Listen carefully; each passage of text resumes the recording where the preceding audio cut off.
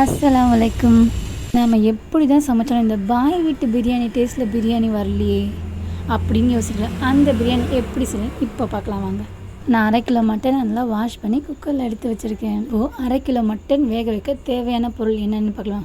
கொஞ்சம் கொத்தமல்லி, புதினா, 1 தக்காளி, 2 வெங்காயம், 1 பச்சை மிளகாய், 1 ஸ்பூன் மிளகு, சோம்பு, பட்டை, லவங்கம், ஏலக்காய், மஞ்சத்தூள், 2 ஸ்பூன் இஞ்சி பூண்டு பேஸ்ட், தேவையான அளவு உப்பு, அப்புறம் 1 கிளாஸ் தண்ணி.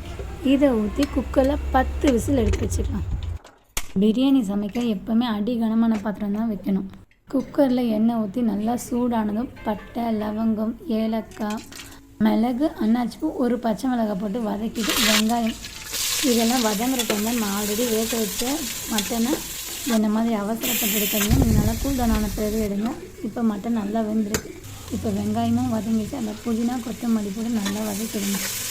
வதக்கினதுக்கப்புறமா தக்காளி, நான் நல்லா பழுத்த தக்காளியாக 2 தக்காளி எடுத்துருக்கேன். அதையும் நல்லா போட்டு நல்லா வதக்குங்க. வதக்கிட்டு நான் வீட்டிலே அரைச்ச இஞ்சி பூண்டு பேஸ்ட் தான் யூஸ் பண்ணுறேன். அதையும் போட்டு நல்லா கலரி விட்டுட்டு கொஞ்சம் இந்த பச்சை வாசனை போனதுக்கப்புறமா நம்ம வேக வச்ச மட்டனையும் அது கூட ஆட் பண்ணிவிடுங்க.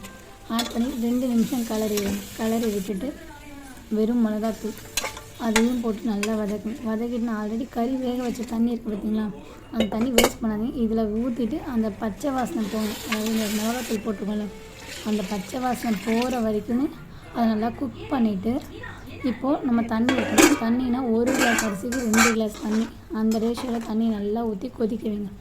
நல்லா கொதித்ததுக்கப்புறமா நம்ம ஆல்ரெடி 1/2 அன் ஹவர் ஊற வச்சுருக்கேன் அரிசி, அந்த அரிசியை போட்டு ஹை ஃப்ளேமில் குக் பண்ணுங்கள். அதுக்கப்புறம் ஒரு 75% குக் ஆனதுக்கப்புறம் சிம்மில் வச்சு தம் விடுங்க. தம் வச்சு 10 மினிட்ஸ் கழிச்சு எடுத்து பாருங்கள். பாய் வீட்டு பிரியாணி ரெடி. இது கூட புதினா சட்னி அட்டகாசமாக இருக்கும். நீங்களும் ட்ரை பண்ணி பாருங்கள்.